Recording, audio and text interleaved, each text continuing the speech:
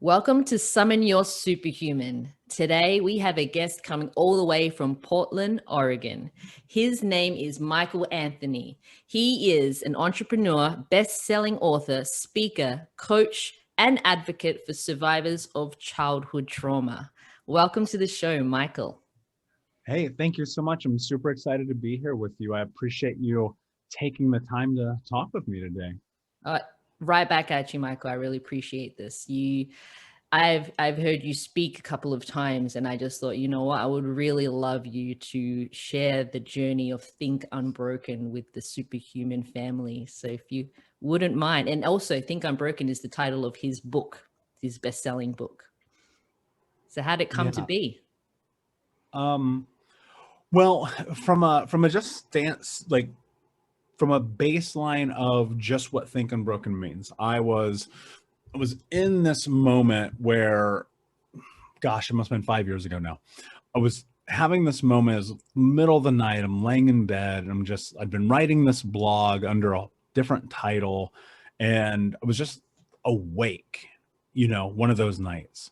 And I just kept thinking about how people always seem to pigeonhole other people who have been through bad things or don't fit the societal norms or the nomenclature of what being quote unquote healthy is as broken. And I was just like, that's not how I am. That's not how I've ever perceived myself. That's not how I think. Mm-hmm.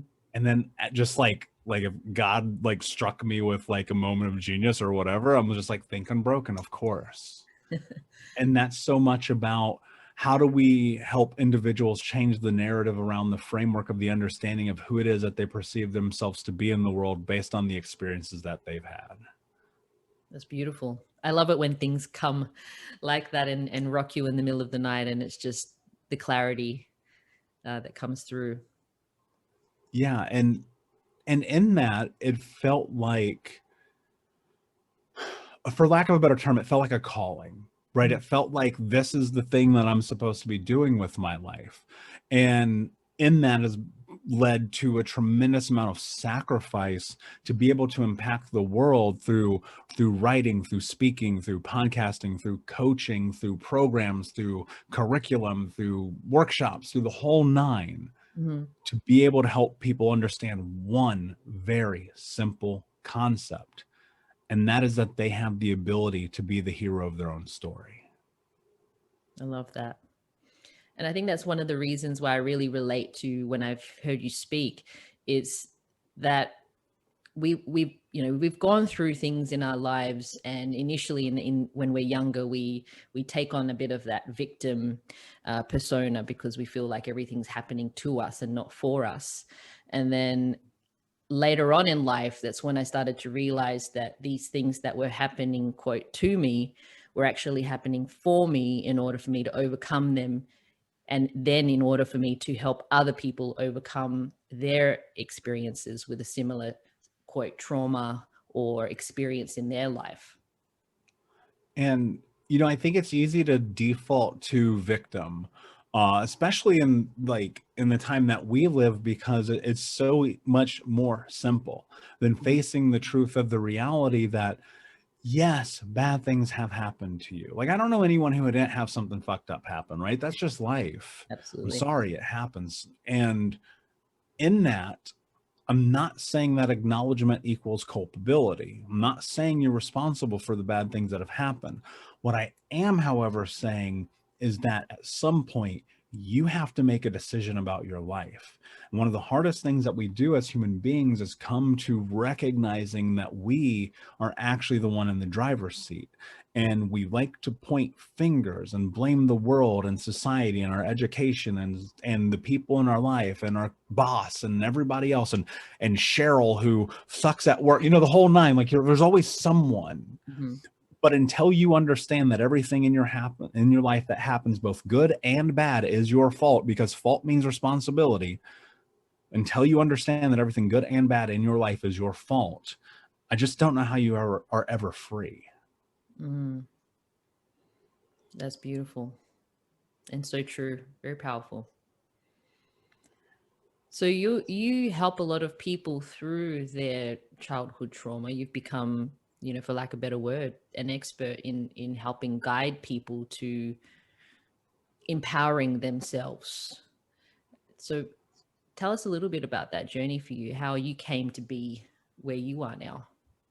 Yeah, I'll give you the elevator pitch version of it, right? And it's a long elevator, so bear with me for a second. When I was 4 years old, my mother, she cut off my right index finger. She was a drug addict and alcoholic. And my stepfather was hyper abusive, the kind of guy you pray is never your stepfather. And I never met my real dad. And I would just lie in bed at night and I'd cry and I'd be like, why don't I get to have that? And we spent the majority of my childhood either homeless or impoverished. I mean, we were so poor. I remember one time the water company came to our house. I grew up in Indianapolis. And they came to our house and they turned off our water.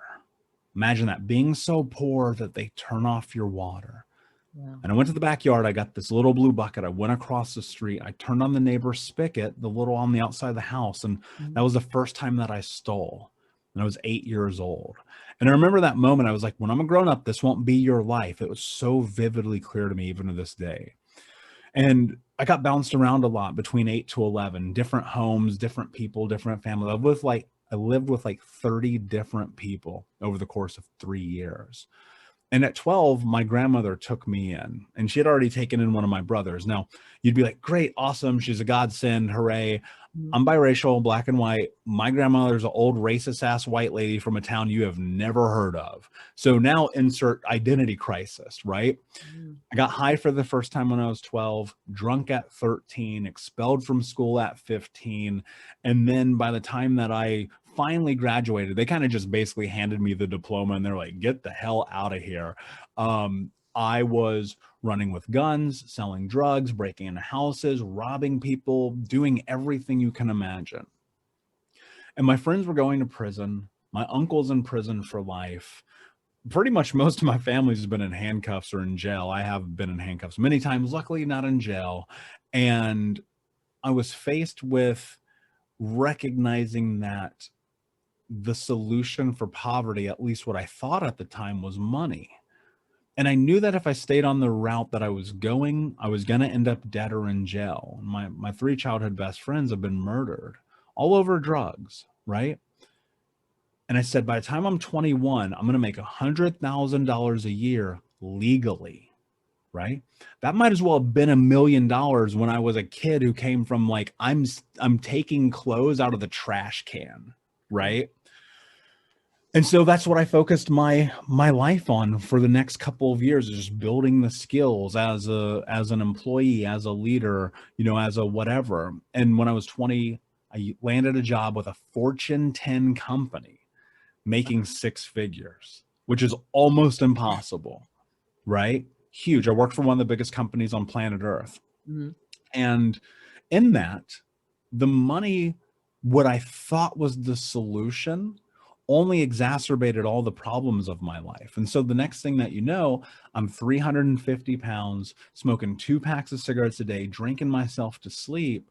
And around my 25th birthday, that's when I put a gun in my mouth.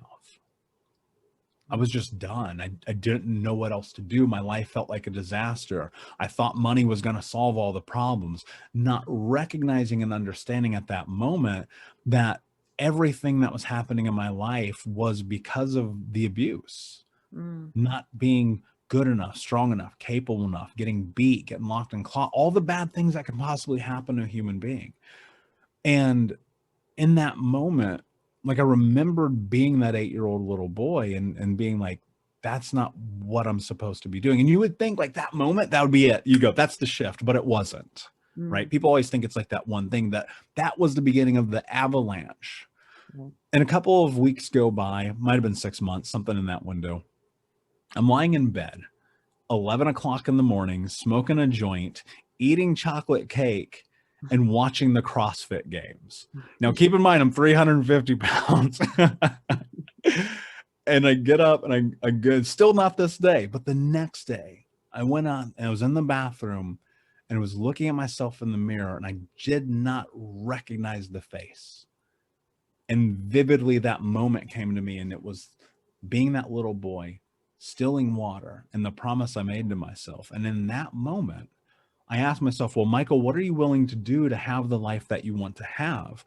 And the words, no excuses, just results, started just reverberating through my body. And at that moment, I just said, everything changes right now.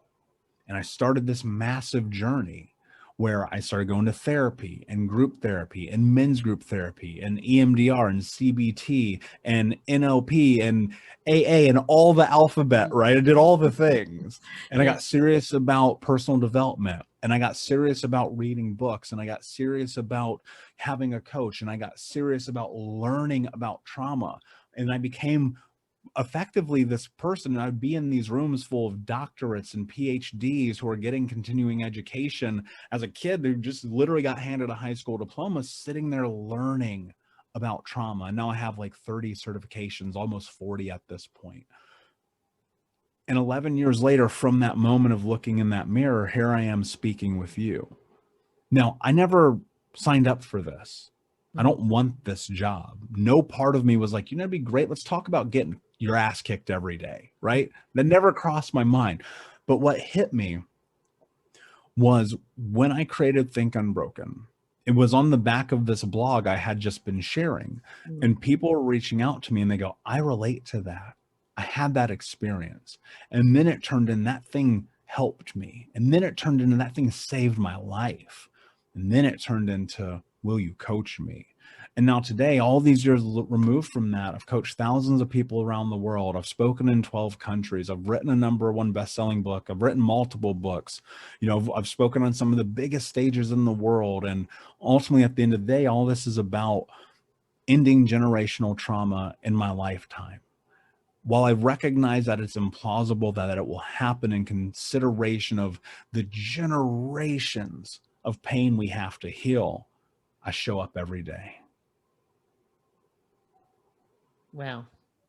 That is incredible. Thank you so much, Michael, for taking us on that journey, and quite the elevator ride, as you said. But what a beautiful unpacking of your journey thus far, like from where you started from to having these moments that completely changed your life, and you took action. Like you said, it was no excuses, only results. Is it only results or get results? Just No no excuses, excuses, just results. just results. Beautiful, and get it done. Like, you show up every day as your best and most powerful self. And I think you're right in saying that it's a calling, because it seems like it was chosen for you. Like, you are the man to be the leader, and heal other people that have gone through similar experiences as what you're going through. And I think that it's so impactful. I mean, you're talking about making impact in this world, and you've got a growing community that I've just watched grow exponentially, and you're helping so many thousands of people with your programs and your books. So what an honor to be doing such a heartfelt job, right? To call it work and to do something that's so heartfelt. Like, that's congratulations on your journey. That's wonderful.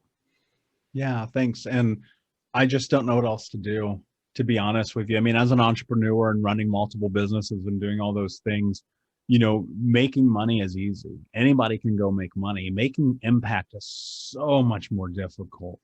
And growing Think Unbroken is literally the hardest thing that I've ever done. Like, I've built multi-million-dollar businesses. I was an entrepreneur at 8 years old. Like, I remember the first time I was a Boy Scout as a little kid, and you go hunting and camping and all that crap, and you'd wear the uniform, and you had to pay for that. And so we would go, like, growing up in the hood, like, for real, like, we would have like these little bags of like candy and popcorn, and we go door to door knocking and selling stuff to people. And I look at that, I go, they would never let you do that now. But like, when I was a kid, 30 years ago, like, that was common, and that was easy compared to what I'm doing right now. Right? Selling drugs was easy compared to what I do. Running e-commerce stores, easy compared to what I do right now. This is the hardest thing I've ever done in my life. And I'm so committed to it because I just think, like, if I can create a world where some little boy or girl doesn't have to go through what I've gone through, then it's worth all the sacrifice. Mm-hmm. That's amazing.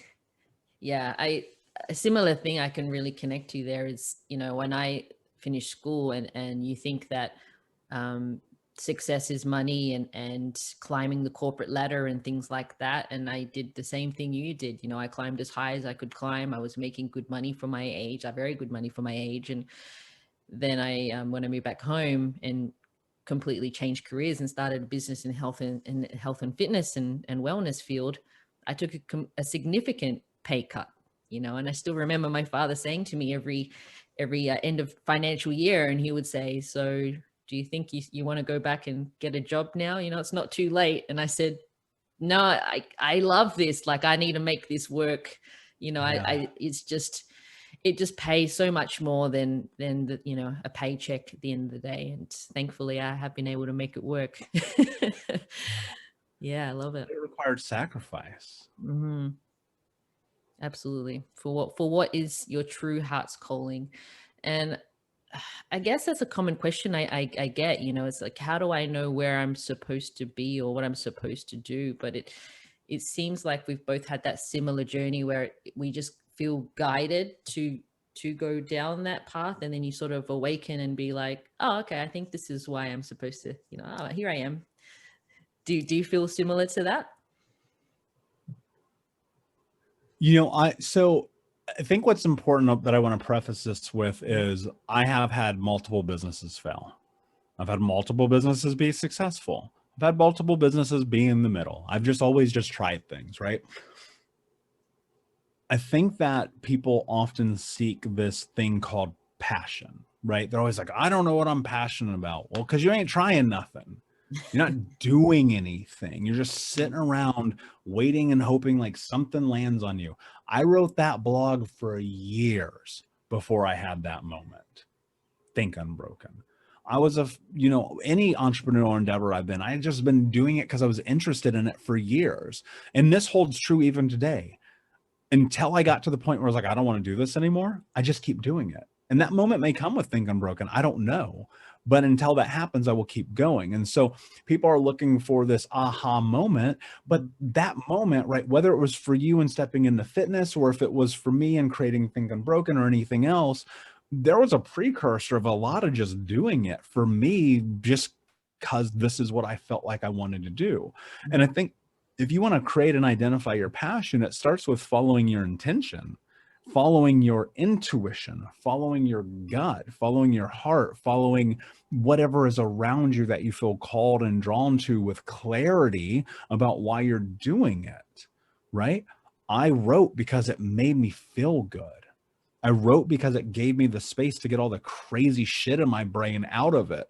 I was journaling for a year. Right now on my desk, there are 1, 2, 3, 5 journals on my desk right now that are active. They are active. I use them in my life. And I must have filled in 100 of these before I ever wrote the first blog post. And so people are like, well, where's my passion? How do I find it? I don't know. Try some shit. Yeah, absolutely. I mean, failure is not because you've done something too much. It's always because you haven't done it enough. And exactly like you just said with it, exercise program, you haven't stuck to your nutrition, you haven't tried to start the business and let it fail and then learn what to not to do for the next business to be successful. Like if thankfully, I don't know where I got it from, but when I was a teenager, one of my quotes that took me into my 20s was, it is better to try and fail than to never try at all. And that, and with my parents' encouragement, was to just like, well, just try it, see how it goes. Doesn't work, it doesn't work, And then I just kind of had that momentum to just be like, yeah, I tried it, I don't mind it. Maybe I'll go in this direction now. So it has paid off dividends. Yeah, I think there was like, growing up in the environment that I grew up in, I err on the side of being fearless. Not that fear doesn't exist in my life, because it most certainly does. But I just go, fuck it. Like, what's going to happen? Worst case, nothing that could possibly happen in my life as I head into my late 30s will ever be in comparison to the things that happened to me in my youth, sans dying. And then like, it doesn't matter anyway, because you're dead. So what? Right. And so I think about this a lot. People will go, well, I did find my passion. I found that thing that inspires me. I know what I want to do, but I'm scared. Yeah, everybody is. Guess what? That's how it works. I get scared every time. I have fear every time I'm getting on a stage, every time I'm sending a post, every time I put anything in the world, every time I come on a podcast, every time I coach a client. Like, there's fear in everything that we do. But what voice is going to be bigger, right? That voice of I'm going to fail, or that voice of if I fail, at least I have a data point that I can now use as a resource moving forward. And so I look at it, every failure, and trust me, when I say that I fail every day, I literally mean I fail every day, because I'm trying stuff that I never tried before. If you're just going about life and everything's like great, I would question if you're even living. And so stepping into fear is so important, and people talk about it all the time, but they never give you anything practical. They just talk about it. The practical side of stepping into fear is very simple. It's called action. You're scared of doing something. Guess what? It ain't going to go away tomorrow. You're not going to be not scared of it tomorrow because you didn't face it today. That I promise you. In fact, it will compound. The best thing that you can do in those moments is just say, can I honor what's happening right now within me and face it, knowing that on the backside, it may not work out. We're so scared to fail because of judgment. You're always worried about what other people think about you. I'm worried about dying and not completing my mission. Yeah. I really wish that I could quote it accurately about that saying with the dreams that lay in the cemetery when people die, because they don't actually execute on their dreams. They go, they bury them with them when they die. And uh, it's scary, but it's true, because that's where majority of the people's regret. There are books on people that are in their last days or in their later years that regret all the things that they didn't do. And I think that that's the solace I take from having such a curiosity with older people when I was younger, that they would tell me these things. Ria, whatever you want to do, just do it. Don't have any regret that you didn't try.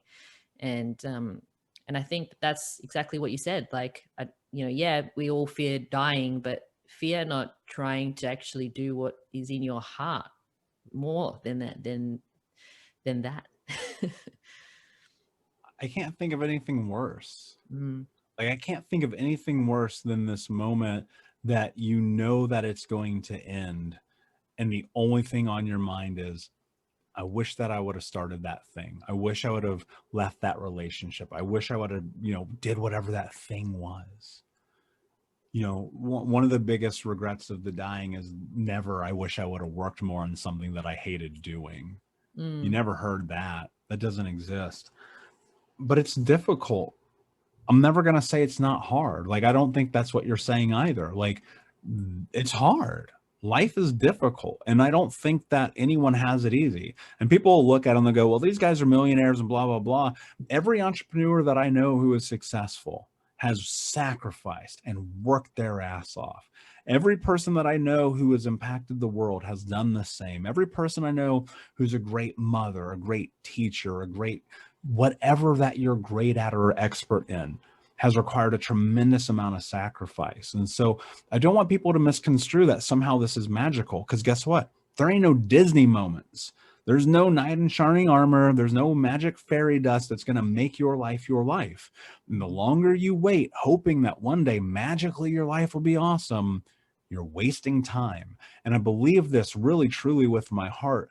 If you reestablish your relationship with time and death, urgency will take precedent in your life, because there's no tomorrow. I don't even know if I'm going to make it through this sentence. And yet, people leverage this idea that time is somehow infinite. Well, I know, and maybe it's because of the impact of death around me, right? I don't get to pick up the phone and call my best friend anymore. Yeah. I don't get to pick up the phone and say, hey, I'm going to come and hang out with you today. I don't get to do that.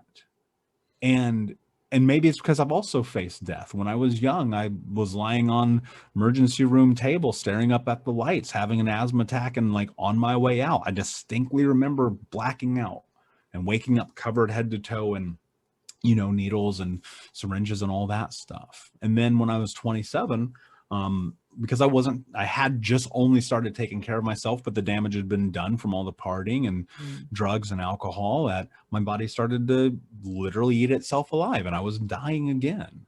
And luckily, very, very luckily, I'm still here. And maybe you need that moment, right? Ria, I think about this all the time. Change only happens typically when people hit rock bottom. Mm. That's one of the hardest things about life. That was my experience. Nothing about my life changed until I hit rock bottom.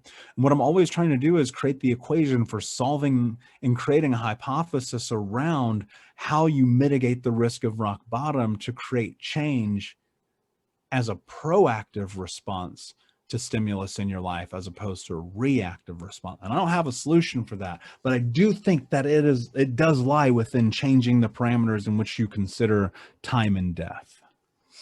Yeah.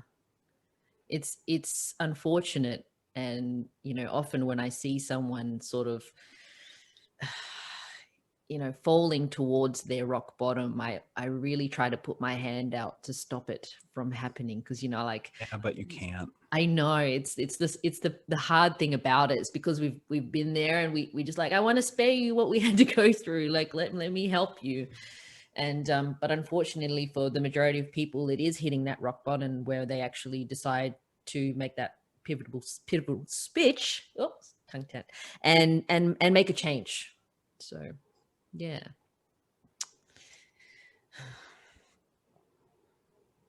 Anyway. I don't know. I had to think about this for a second. I don't know that you can ever give a hand to someone who doesn't want to take it. Mm. I just don't think that it works that way, because I remember, while it only happened very rarely, I remember people in my life being like, "You're acting like an asshole." And maybe that was their way of like handing me their hand, right? Like reaching out, and just never feeling like I want to do anything with it. Like, why? This is who I am. Like, this is one of the things I would always be like, this is who I am. Stop trying to change me. And then I realized, like, every day you're not changing is a waste. Jay-Z has one of my favorite quotes of all time. And he says, people around you saying that you changed, well, I didn't do all this work to stay the same. Mm. And I remember hearing that for the first time, and I was like, you're supposed to change. You're supposed to be different. You're not supposed to be the same person that you are tomorrow that you were today. We're evolving. We're an evolutionary species. Because think about it. If you, this is so crass, if you were still shitting your pants like you were 2 years old, did you evolve? Has anything changed? If you were still speaking to people the way you did when you were 7, if you were still thinking about the world in the scope that you did as, a hormone raging 15-year-old, right? The world would not be what it is for you. And so you have evolved, but eventually you cap yourself. Eventually you cap yourself by putting yourself in this position of believing, somehow this is influenced maybe by your community or the people around you, that that's as good as it gets. Mm. But my argument is it really? Is it really? Because I don't think good enough is good enough. But Yeah. again, and for clarity, because I think this is important too, good enough is only based within the context of how you define it. Because my good enough and your good enough are not the same thing, right? But my good enough is so far removed from what I thought good enough was when I was like 20, 25, 30, even yesterday, that I don't relate to that version of me because I have decided that change is a must. And I think if you can sit with that and just look at your life as an evolution, knowing that whatever ceiling is in front of you as you like head up the path of life, that's entirely self-implemented. Mm-hmm. And when you can remove yourself from that, you can tap into an interesting level of freedom that I can't even explain to you, because I don't even know what it means yet. I just know that potential is limitless as long as you're willing to go for it. Yeah, absolutely. That was a big lesson for me as well, is accepting that change is imminent. and to go with it, because a lot of people fight change. They're comfortable where they are, but I hate to break it to you, change is imminent. Things are going to change and evolve around you and within you and everywhere. And the more you resist it, the more harder you're actually making it for yourself. And that quote that you said by Jay-Z is, that's a winner right there. It's true. Why do all this work? Why put in any effort in any given day if you're not trying to go somewhere different than where you are right now? So Yeah, but define it for yourself. mm, Like, paint that picture. I write down my goals every day. I look at them, I measure them, they're in my face. They're so much about the way that I move about the world because I have clarity and intention in what I'm doing and why I'm showing up every day. And and if you can get super clear about your goals, and look, they'll evolve too. Because I'm not writing, I can go look at goals I wrote 3 years ago. They're not even remotely close to what I write today. Because mm, many of them have been realized, right? Which is a big part yeah, of it. But so many of them also I go, that's not really actually what I need or want or am interested in anymore. yeah.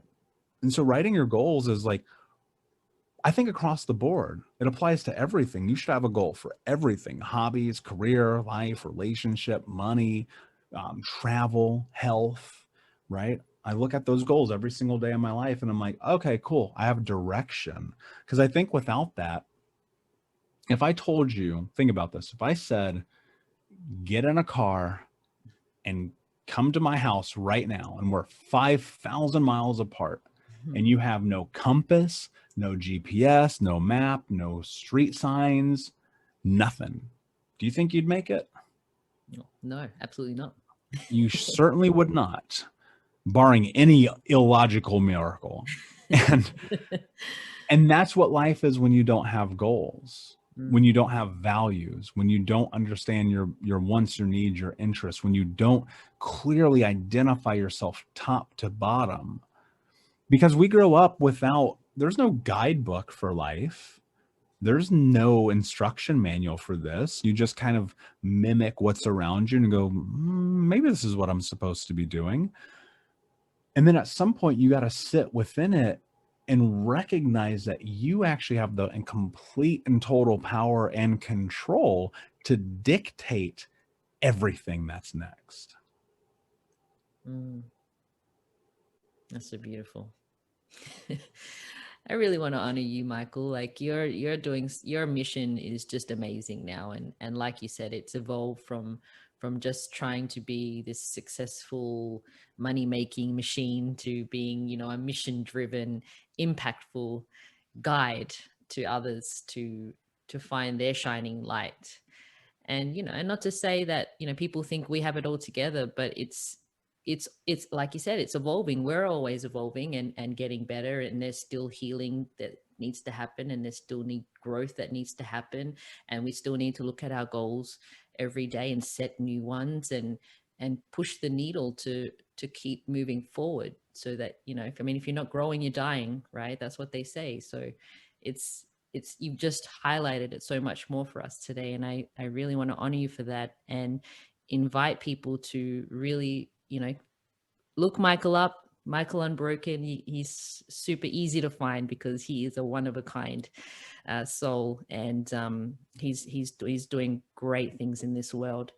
And before, I could speak to you all day, but before we go today, Michael, I'd love to ask you, what does summoning your superhuman mean to you?